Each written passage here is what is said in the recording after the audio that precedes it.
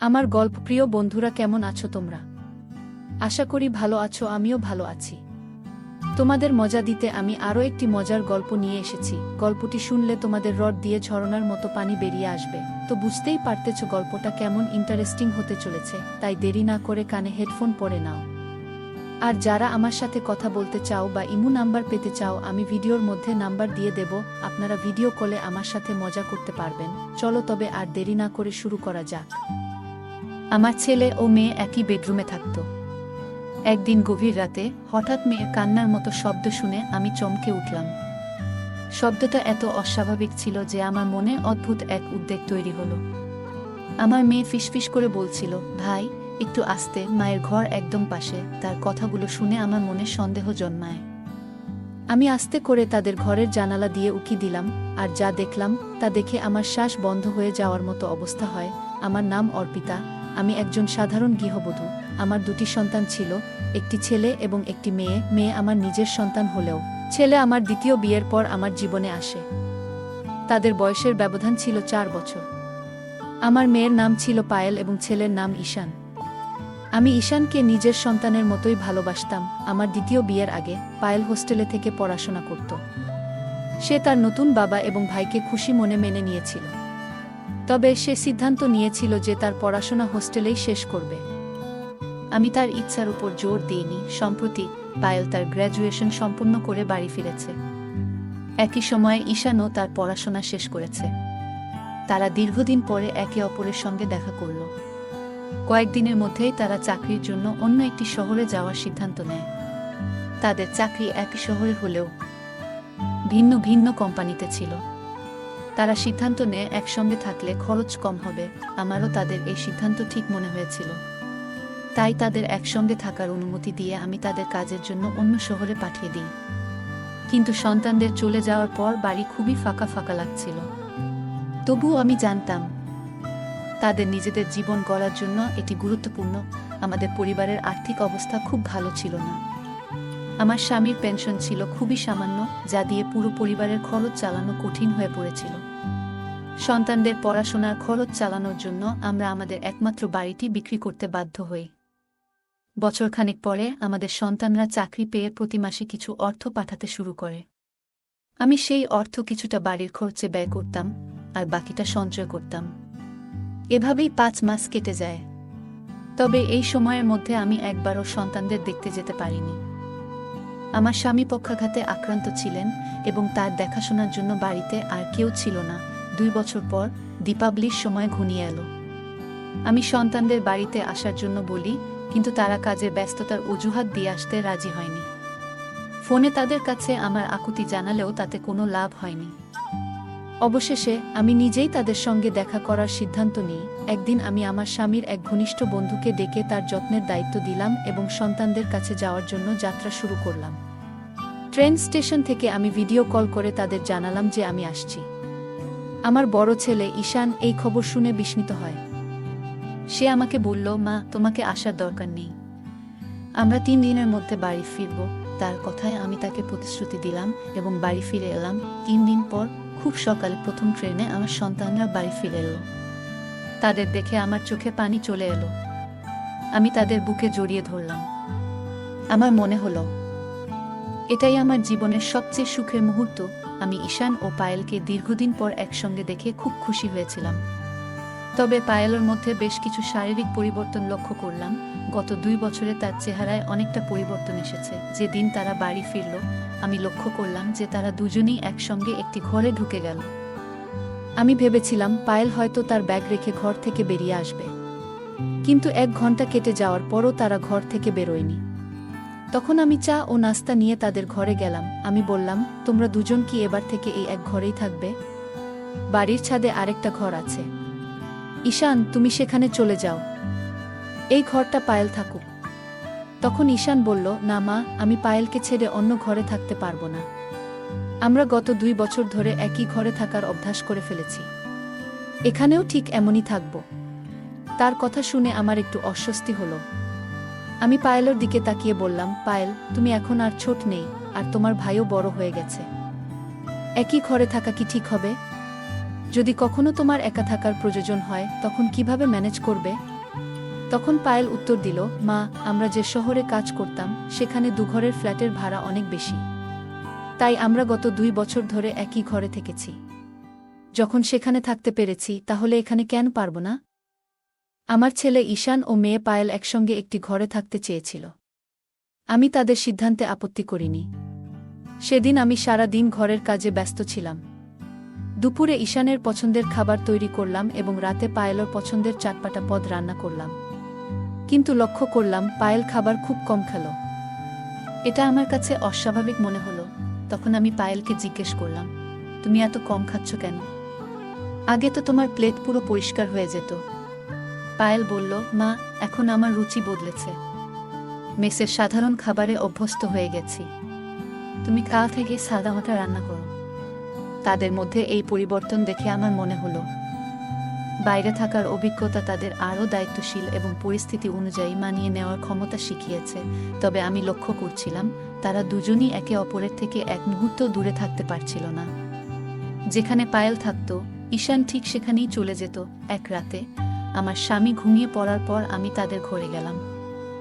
আমার এবং তাদের ঘর পাশাপাশি ছিল। আমি ভাবলাম একটু তাদের সঙ্গে কথা বলি। ঘরে ঢুকে দেখি ঈশান পায়েলের হাত ধরে বসে আছে। আমাকে দেখে তারা চমকে উঠল, যেন তারা কিছু লুকাচ্ছিল। আমি সেই সময় কিছু বলিনি এবং বিষয়টা এড়িয়ে গেলাম। কিন্তু পরদিন সকালে এমন একটি ঘটনা ঘটল যা আমাকে চিন্তায় ফেলে দিল। সকালের দিকে আমি তাদের ঘরের দিকে গেলাম। দেখলাম বিছানার চাদরটা শুকাতে দেওয়া হয়েছে। এত সকালে কে চাদর ধুতে পারে?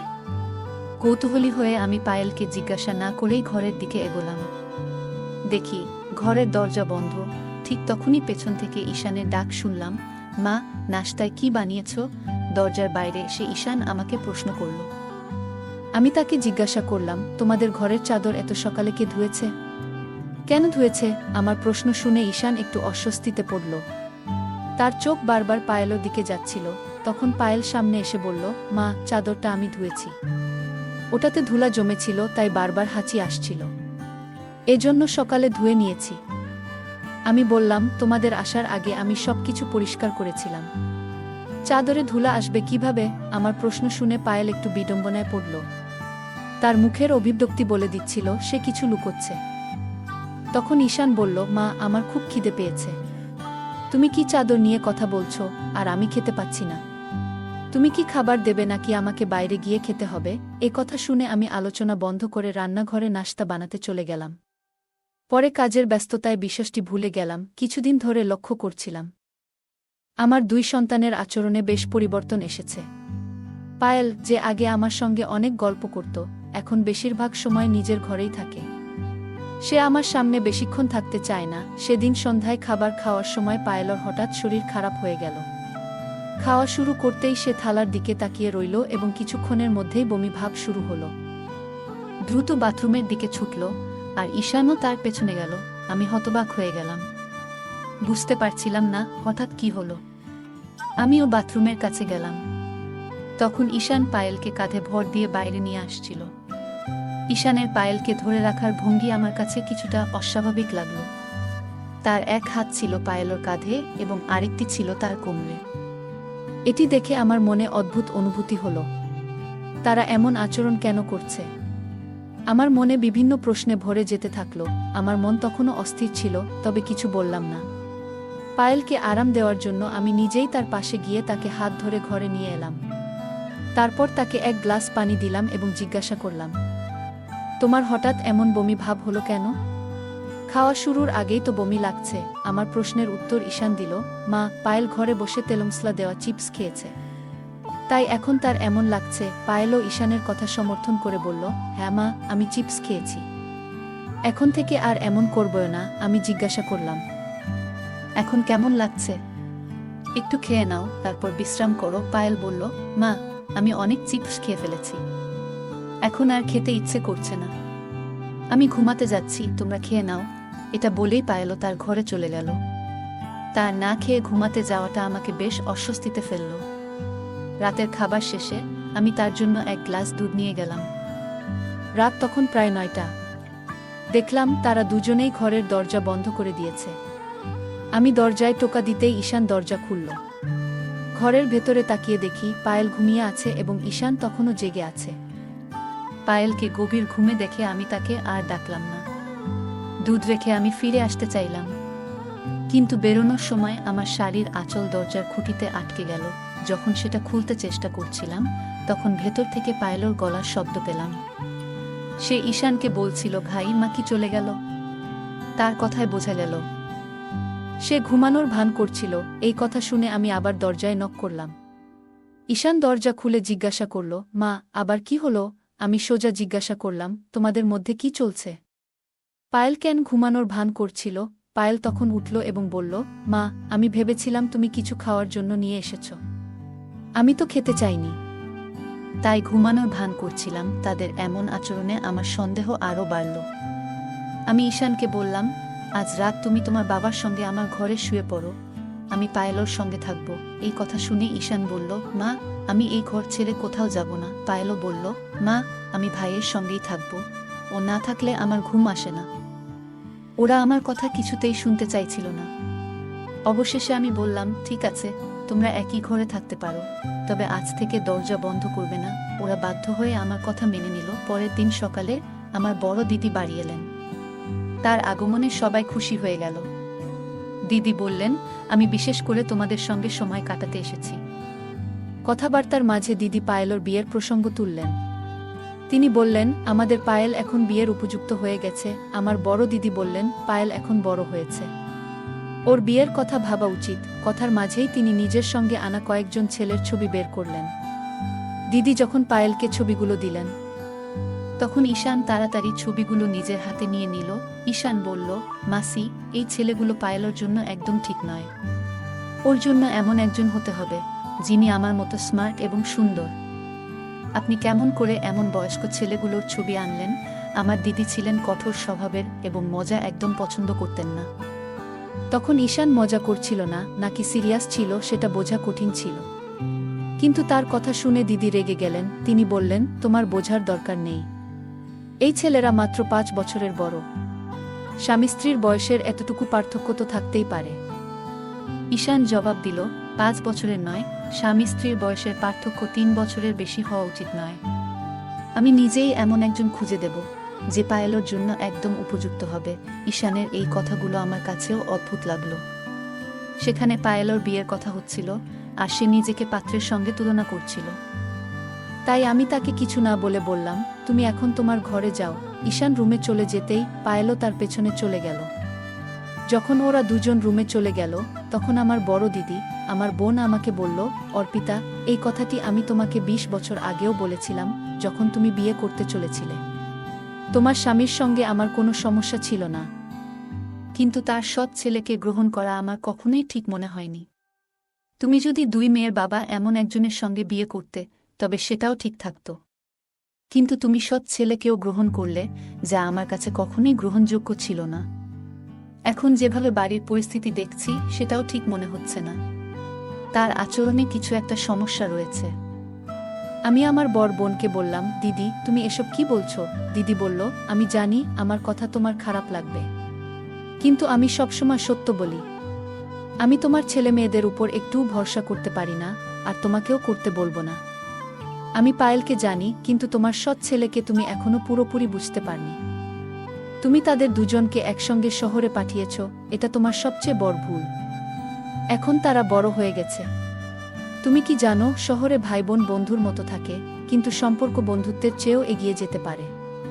তুমি কি কখনো তাদের ফ্ল্যাটে গিয়েছ? না, যাওনি। আমি শুধু চাই তাদের সম্পর্কে এমন কিছু না ঘটুক যা আমাদের পরিবারের জন্য লজ্জার কারণ হয়ে দাঁড়ায়। দিদির কথা তিক্ত ছিল, কিন্তু এখন আমিও ঈশান আর পায়েলের আচরণ নিয়ে সন্দেহ করতে শুরু করেছি। কিছুদিন ধরে বাড়িতে একটা অদ্ভুত পরিবেশ তৈরি হয়েছিল।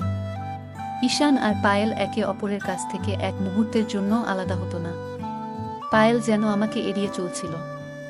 সেই রাতে আমার দিদি বাড়িতে ছিলেন, তাই আমি তার সঙ্গে হলঘরে ঘুমিয়েছিলাম।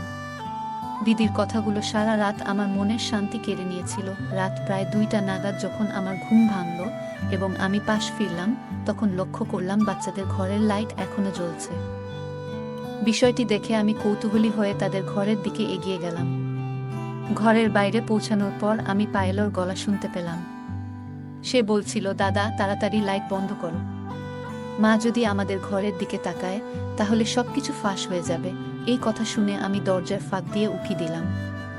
দেখলাম ঈশান পায়েলর কাঁধে হাত রেখে তাকে বিছানার দিকে নিয়ে যাচ্ছে। পায়েলর হাঁটার ভঙ্গিমাও যেন একটু অস্বাভাবিক লাগছিল। ঠিক কী ঘটছিল তা বোঝা আমার পক্ষে তখন সম্ভব ছিল না। আমি সেই রাতে তাদের কোনো প্রশ্ন করতে পারিনি, কারণ বাড়িতে আমার বড় দিদি ছিলেন এবং তার সামনে আমি কোনো অস্বস্তিকর পরিস্থিতি তৈরি করতে চাইনি। তবু দরজার কাছ থেকে স্পষ্টভাবে শুনতে পেলাম তাদের কথোপকথন। পায়েলর কথা মতো ঈশান ঘরের লাইট বন্ধ করল, তবে আলো নিভে গেলেও তাদের কথোপকথন থামল না। ঈশান বলছিল, শহরের ফ্ল্যাটে আমাদের উপর কেউ নজর রাখার ভয় নেই, আমরা সেখানে নিজেদের মতো করে থাকতে পারতাম। কেউ জানত না যে আমরা ভাই বোন। কিন্তু এখানে মায়ের নজর সব সময় আমাদের উপর থাকে। কোনো ব্যক্তিগত জায়গা বা সময় আর অবশিষ্ট নেই। পায়েল বলল, হ্যাঁ তুমি ঠিকই বলেছ, আমরা এখানে আর বেশি দিন থাকতে পারবো না। যদি আমাদের কিছু কথা মায়ের কানে পৌঁছে যায় তাহলে সব শেষ হয়ে যাবে। মা বারবার আমাকে ডেকে কথা বলার চেষ্টা করছে। আমি যদি তার সামনে বেশি সময় থাকি তবে তিনি হয়তো সব কিছু বুঝে ফেলবেন। আমাদের যত তাড়াতাড়ি সম্ভব শহরে ফিরে যেতে হবে। আমি আর মিথ্যে লুকিয়ে রাখতে পারছি না। এরপর পায়েল বলল, ঈশান ভাইয়া, আমি কখনো ভাবিনি যে আমাদের সম্পর্ক এই পর্যায়ে পৌঁছাবে। গত কয়েক মাস ধরে আমি তোমার সঙ্গে ফ্ল্যাটে থাকছি, আর তুমি সবকিছুতে আমাকে সাহায্য করেছ। সত্যি বলতে তোমার মতো আর কাউকে আমি খুঁজে পেতাম না। তাদের এই কথোপকথন শুনে আমি একেবারে হতবাক হয়ে গিয়েছিলাম। আমি আবার ঘরের ভেতরে উকি দিয়ে দেখলাম তারা দুজন একে অপরকে জড়িয়ে ধরেছিল। আমার খুব ইচ্ছা করছিল ঘরে ঢুকে তাদের থাপ্পড় মারি, কিন্তু আমি নিজের পরিবারের সম্মান রাস্তায় ফেলতে চাইনি।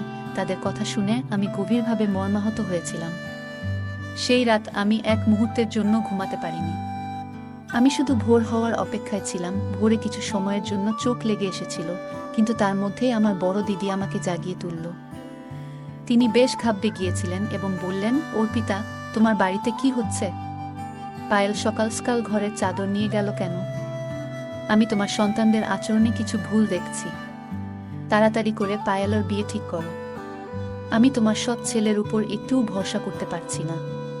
তখন আমি দিদির সামনে মিথ্যে বললাম। আমি নিজেই পায়েলকে চাদর ধোয়ার জন্য বলেছিলাম। দিদি আমার কথা বিশ্বাস করলেন, কিন্তু আমার মনে গভীর সন্দেহ দানা বাঁধতে শুরু করেছিল। রাতের কথোপকথন এবং তাদের ব্যবহারের উপর ভিত্তি করে আমি ইতিমধ্যেই অনেক কিছু আন্দাজ করতে পেরেছিলাম। সকালে প্রথম পায়েল উঠে ঘর পরিষ্কার করছিল। রাতের কথা শোনার পর আমার কাছে পরিষ্কার হয়ে গিয়েছিল যে কেন সে চাদর ধুতে নিয়ে গিয়েছিল। বেলা প্রায় 12টা বেজে গিয়েছিল, কিন্তু আমার বড় দিদি বাড়ি থেকে যাচ্ছিলেন না। বাচ্চারা বলেছিল যে তারা ক্যাফেতে যাচ্ছে। যখন আমার দিদি শেষমেশ নিজের বাড়ির পথে রওনা দিলেন, আমি বাচ্চাদের ঘরে ঢোকার সুযোগ পেলাম। আমি ঈশান এবং পায়েলের ব্যাগ তল্লাশি করলাম। পায়েলের ব্যাগ থেকে আমি এমন কিছু পেলাম যা দেখে আমার মাথার উপর থেকে আকাশ যেন ভেঙে পড়ল। আমার সন্দেহ নিশ্চিত হয়ে গেল যে তারা সম্পর্কের সব সীমা অতিক্রম করেছে।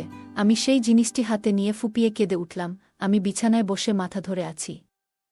এমন সময় পিছন থেকে ঈশানের গলা শুনতে পেলাম। সে বলল, মা, আজ সন্ধ্যায় আমরা বেরিয়ে যাচ্ছি। ছুটির দিন শেষ হয়ে গেছে। তার কথা শুনে আমি ক্রোধে ফেটে পড়লাম। উঠে গিয়ে তার কলার ধরে বললাম, অসভ্য, তুই নিজের আসল রূপ দেখিয়েই দিলি। তুই তোর বোনের সঙ্গে। আমি প্রেগন্যান্সি কিটটি দেখিয়ে বললাম, পায়েল গর্ভবতী, আর এর জন্য দায়ী তুই। আমি সব বুঝে গেছি। তোমাদের সমস্ত কাজকর্ম আমার সামনে প্রকাশ হয়ে গেছে। আমি কথা বলতে বলতে আরও রাগে ফেটে পড়ছিলাম। তখনই পিছন থেকে পায়েল এসে উপস্থিত হলো। তার মুখ দেখেই আমার হাত থেকে প্রেগন্যান্সি কিটটি পড়ে গেল। পায়েল শান্ত কণ্ঠে বলল, মা, দাদার উপর দয়া করে এমন অভিযোগ আনবেন না। তুমি যা দেখেছ বা শুনেছ তার পেছনের পুরো সত্য তুমি জানো না। হ্যাঁ, আমি গর্ভবতী, তবে এর সঙ্গে দাদার কোনো সম্পর্ক নেই। আমি হতবাক হয়ে তার দিকে তাকালাম। পায়েল ধীরে ধীরে বলতে শুরু করলো, মা, আমার আগের কর্মস্থলে এক ম্যানেজারের সঙ্গে আমার একটি সম্পর্ক গড়ে উঠেছিল। সেই সম্পর্ক ভেঙে যাওয়ার পর আমি জানতে পারি যে আমি গর্ভবতী। যখন তাকে জানাই তখনই জানতে পারি যে সে বিবাহিত। তার কথা শুনে আমার দুনিয়া যেন ভেঙে পড়ে। মানসিক যন্ত্রণায় আমি এক সময় আত্মহত্যার চেষ্টা করি, কিন্তু দাদা আমাকে সময় মতো উদ্ধার করে। তারপর পায়েল গভীর শ্বাস নিয়ে বলল, দাদা আমার সবচেয়ে বড় ভরসা। সে আমার পরিস্থিতি বোঝে এবং আমাকে মানসিকভাবে শক্তি যোগায়। যখন আমি গর্ভপাত করার সিদ্ধান্ত নিই তখন ডাক্তার জানান এটি করলে ভবিষ্যতে মা হওয়ার সম্ভাবনা আর থাকবে না। সেই সময় দাদা আমাকে আশ্বস্ত করে বলেছিল, মা হওয়া একটি নারীর জীবনের গুরুত্বপূর্ণ অধ্যায়। আমি তোমার জন্য এমন একজনকে খুঁজে বের করব যে তোমাকেও গ্রহণ করবে এবং তোমার সন্তানকেও ভালোবাসবে। এমন কেউ না থাকলে আমি নিজেই তোমার সন্তানের দায়িত্ব নেব। পায়েলের এই কথাগুলো শোনার পর আমি স্তব্ধ হয়ে গেলাম। আমার ভুল বোঝাবুঝি এবং সন্দেহ আমাকে কোথায় নিয়ে গিয়েছিল তা ভাবতে গিয়ে আমি নিজেই লজ্জিত হলাম। এরপর থেকে পায়েলের প্রতি আমার আচরণে পরিবর্তন এলো। আমি তার যত্ন নেওয়া শুরু করলাম এবং তার জন্য সবসময় পাশে থাকার প্রতিশ্রুতি দিলাম। মা, আজ সকালে মাসি তোমাকে চাদর নিয়ে যা বলেছে সেটাও আমি শুনেছি। প্রেগন্যান্সির কারণে মাঝে মধ্যে রাতের বেলা আমার বমি হয়, এতে বিছানার চাদর নোংরা হয়ে যায়, তাই আমি সেটি সকালে ধুতে নিয়ে যাই। মা, প্রেগন্যান্সির কারণে রাতে আমার শরীর খারাপ হয়, অনেক সময় বিছানার চাদর নোংরা হয়ে যায়। সকালে আমি নিজেই সেটা ধুয়ে ফেলি যাতে তোমার কিছু বুঝতে না হয়। আর দাদা, দাদা শুধু আমার ভাই নয়, তার থেকেও অনেক বেশি। তিনি আমার জন্য বাবা মা আর ভাইয়ের মতো সবকিছুই করেছেন। মা, দয়া করে তার উপর এমন কোনো অভিযোগ আনবেন না যা তিনি কখনোই করেননি। পায়েলর মুখ থেকে এই কথাগুলো শুনে আমার নিজের চিন্তাভাবনা নিয়ে খুবই লজ্জা হলো। আমি এতদিন ঈশানকে সৎ সন্তান বলে মনে করেছি, কিন্তু সে তার বোনের প্রতি সৎ ভাইয়ের চেয়েও বেশি ভালোবাসা এবং সম্মান দেখিয়েছে। সে এমন এক পরিস্থিতি খুবই বিচক্ষণতার সঙ্গে সামলেছে যেখানে না আমার কিছু জানতে হয়েছে, না কোনো সমস্যা সৃষ্টি হয়েছে। আমি ঈশানের কাছে ক্ষমা চাইলাম এবং পায়েলর ভুলের জন্য তাকেও মাফ করে দিলাম। এরপর থেকে আমি নিজে পায়েলর যত্ন নিতে শুরু করলাম। ঈশান তার দেওয়া প্রতিশ্রুতি রেখেছে। সে এমন একজন মানুষের সঙ্গে পায়েলের বিয়ে ঠিক করল যে শুধু পায়েলকে নয়, তার সন্তানকেও স্বীকার করে নিল। এইভাবে ঈশান শুধু একজন ভাইয়ের দায়িত্ব পালন করেনি, বরং পরিবারের প্রধান হিসেবেও তার কর্তব্য সম্পূর্ণ করেছে। গল্পের মূল চরিত্র প্রথমে যে ঘটনাটি দেখেছিল এবং তার ভিত্তিতে যে সিদ্ধান্ত নিয়েছিল তা ছিল সম্পূর্ণ ভুল বোঝাবুঝির ফল। এটি আমাদের শেখায় কোনো বিষয়কে বাইরে থেকে দেখে সিদ্ধান্ত নেওয়া অনুচিত। কখনো কখনো পরিস্থিতি যা মনে হয় তা আসলে সেভাবে ঘটে না। সন্দেহের ভিত্তিতে কাজ করার আগে পুরো সত্য জানা প্রয়োজন। সন্দেহ সম্পর্ক এবং পারিবারিক বন্ধনকে ধ্বংস করতে পারে। তাই ধৈর্য এবং যুক্তির মাধ্যমে পরিস্থিতি বোঝা উচিত। ঈশানের চরিত্রটি দেখায় যে পরিবারের দায়িত্ববোধ এবং আত্মত্যাগ কেমন হওয়া উচিত। সে তার বোনকে সমর্থন করেছে, তার সমস্যাগুলো বোঝার চেষ্টা করেছে এবং সর্বোপরি একটি সমাধান খুঁজে বের করেছে। গল্পে পায়েলের মা প্রথমে ঈশানের প্রতি ভুল ধারণা পোষণ করেছিলেন, কিন্তু সত্য জানার পর তিনি নিজের ভুল বুঝতে পেরে তা মেনে নেন এবং ঈশানের কাছে ক্ষমা চান। এটি শিক্ষা দেয় যে ভুল স্বীকার করা একটি শক্তিশালী গুণ। ঈশান পায়েলকে মানসিক সহায়তা প্রদান করে তার জীবনে গুরুত্বপূর্ণ ভূমিকা পালন করেছে। এটি দেখায় বিপদের সময় একজন সঠিক মানুষ পাশে থাকলে পরিস্থিতি অনেক সহজ হয়ে যায়। বন্ধুরা, এই ছিল আজকের গল্প। বন্ধুরা, যদি এই গল্পটি ভালো লেগে থাকে তাহলে দয়া করে ভিডিওটি লাইক করুন এবং আমাদের চ্যানেলটি সাবস্ক্রাইব করুন। পাশে থাকা বেল আইকনটি প্রেস করুন যাতে করে আমরা যখনই নতুন ভিডিও আপলোড করি তার নোটিফিকেশন সবার আগে আপনার কাছে পৌঁছে যায়। ধন্যবাদ, দেখা হবে আমাদের পরবর্তী ভিডিওতে। আজকের গল্পটি এ পর্যন্ত। এতক্ষণ সাথে থাকার জন্য ধন্যবাদ। দেখা হবে পরবর্তী কোনো ভিডিওতে।